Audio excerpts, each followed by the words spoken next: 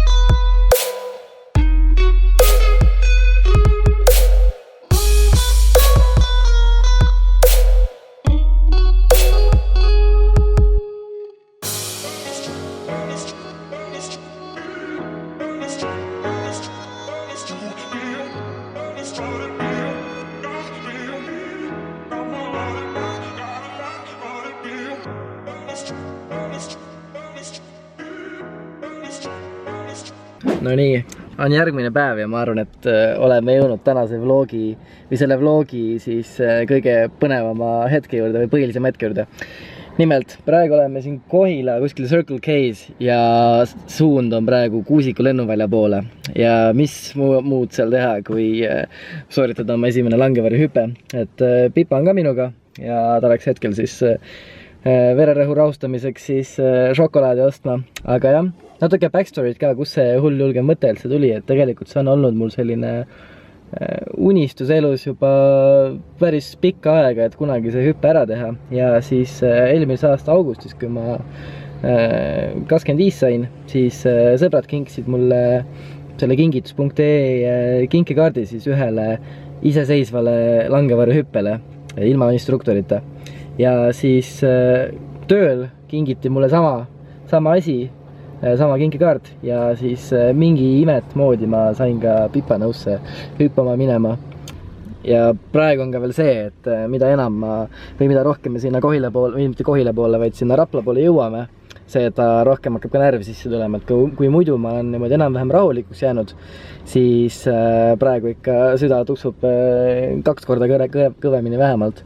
Et praegu on selline lauspilvisus, et üks tegelikult selle hüppe tingimuseks ongi see, et ei tohi olla just seda lauspilvisust ja tuulekiirus ei tohi olla üle 6 meetri sekundis, et ma ei ole mingisugune langevarju hüppe spetsialist ka, aga nii ma vähemalt lugesin sealt.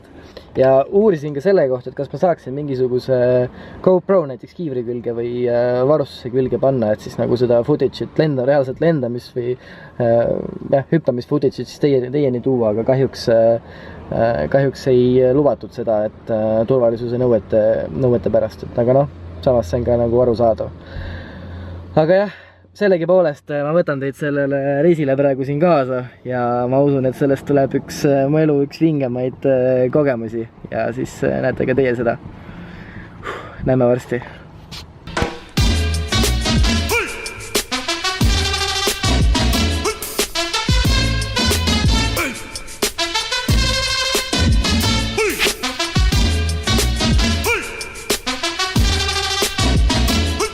Kellelegi tundub, et auk on kuplis sees, aga see peabki niimoodi olema. Ja kui teie veel tähelepanelikult vaatate alt üles kupli peale, siis te näete, et eest ja tagant on kolmnurgad välja lõigatud. See peabki niimoodi olema. Mõelge, et vall hakkab juba pooleks minema.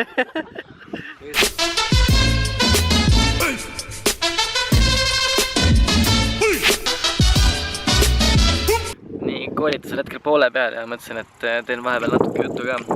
Et kui alguses siia Kuusikule sõites oli see nagu kõige hirmsam, et kuidas ma nüüd selle esimese sammu teen, et ma sealt lennukist nüüd välja hüppan, mitte kuhugi põhimõtteliselt, siis nüüd nagu kui olen natuke kuulnud seda teooriat või päris palju kuulnud, siis tegelikult neid asju, mida jälgima peab selle lühikese aja jooksul on päris palju, et aga põnev on, sest hakkab see asi aina rohkem nagu kohale jõudma. Hüppemeister annab teile käsku see hüppe, esimene asi, mis tehke, pange pead alla poole, ärge tormage niimoodi peaga vastu lennukist, kodu nii zapustiti. Et pea alla poole ja siis väljahüppe, jõuline väljahüppe lennukist välja. Kukun 1, kukun 2, kukun 3, avamisründaks.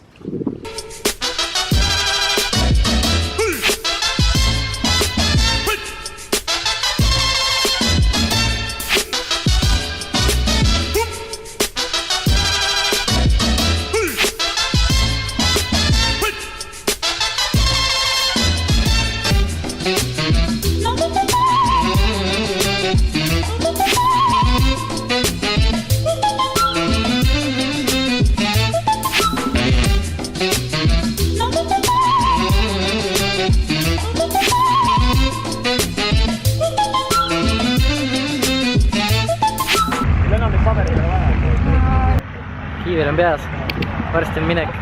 Esimest lendu pannakse väga kokku, Pipaga esimesele lennule ei saanud, et arvates hüppame loodetavasti teisega, väga kaua ei viitsi oodata.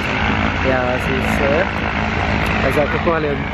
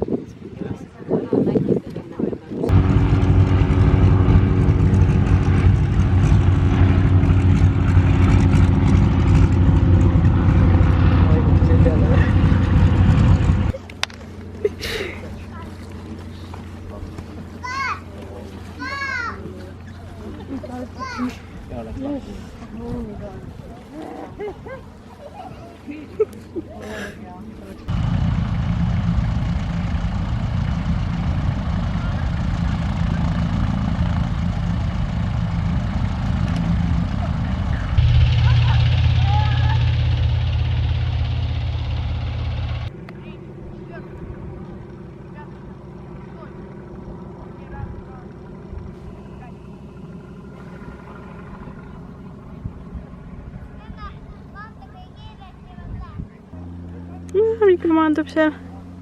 Ja Pipa on seal.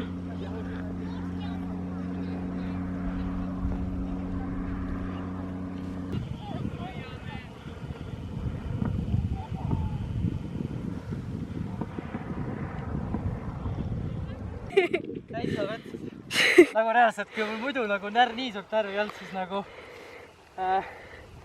sees, kui sa püsti tõusid ja siis läksid sinna ukse juurde täitsa metsa, siis mul süda niimoodi puperdas. Jumala raske oli püsti tõusta. Ma vaatasin, tükk aega vaatasin, et oh jumal lauge maandumine tuleb järsku. Jaa! Ääride poole, aga nagu... Ma ei tea, see lihtsalt... See nagu... Jõudu tuleb ka teha. Ei ole midagi reede õhtul. Põld koristatakse ära ja... Täitsa võkkis. Tähku, et sa ei saa... On lennukis. Kuidas oli tore? No mul oli nagu jumala hea tunne. Ja mul vist lõpuks sai aru. Närv tuli sisse. Aga vaata see, kui ta ütles, et Pipa ei taha hüppata, et siis nagu ei hüppa. Et ei hüppa, aga sul ei jää. Hops! Langemarju hüpata terviseks. Kas meist saavad sarihüppajad ikka või?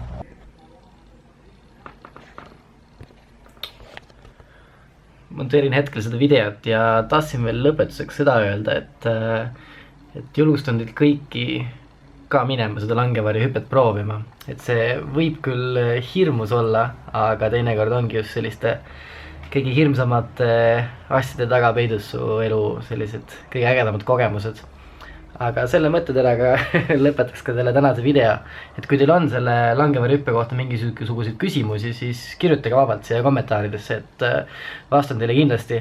Ja siis muud midagi. Näeme juba järgmises videos ja olge mõnusad. Ciao!